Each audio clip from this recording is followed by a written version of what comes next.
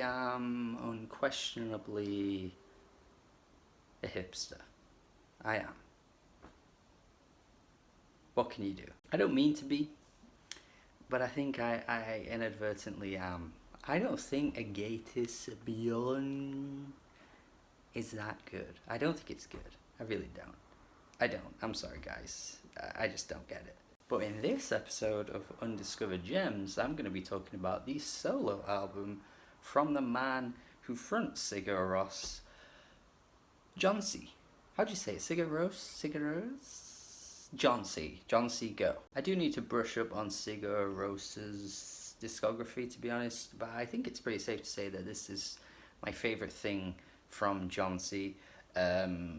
Go is just a wonderful listen. I just get so much enjoyment out of this. I find Jónsi's vocals to be up in front and centre of the album, and it makes for a magical listen, and I just think Agatis Beyond doesn't give me that same enjoyment. It's a bit of a background listen for me, I feel, and Jónsi doesn't really express in the same way as he does on this album, which is crazy to me that people don't regard Go as anywhere near close to anything that Sigur Rós did, even though I think it's better. While you could argue that, yes, it's not as beautiful, it's not as whimsical, it's not as, like, soft and, like, atmospheric, but I think musically this just appeals to me way more. I just love the way the instrumental bounces on a track like Animal Arithmetic. I just love the way on the opening track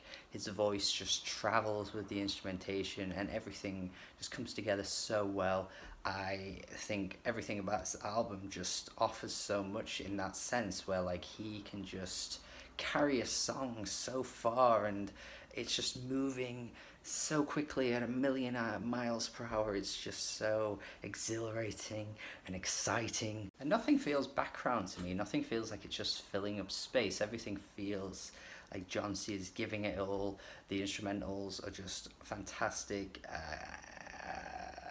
It's just such a good album. There's something so calming about his voice. And even though he's always in his falsetto range, it never gets annoying, it never gets old, you know what I mean? He somehow keeps it sounding so damn good on every track. I think it's a very rare thing to get right, and a lot of singers don't honestly get it right, for me anyway. When you're just constantly in that falsetto range, it can get a bit too much. Some tracks here as well start off very slow and they build up into a wonderful crescendo. Grow Till Tall is one of those. I do think the first half of the track probably could do with a bit more, like, I guess, of a bite in the instrumentation, but once it hits that crescendo, it is a euphoric moment. The instrumental is so glistening on a track like Boilercoy as well. Oh shit, his singing on the chorus is so damn magical. There's something about this album that just takes you away from all your troubles and it just makes you feel like a child again. I can't quite explain it, but it does just feel like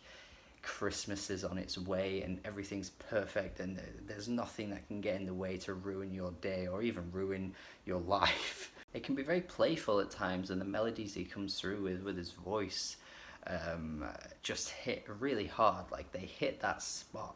My one true love, Rick the Lie, put this album best when he said, "Sometimes music lifts me to such a happy peak that for a brief moment everything that was ever obstructive in my life doesn't matter to me anymore." This is a fantastic album, another one that for me will be a decade highlight for the 2010s when it comes around to that list season.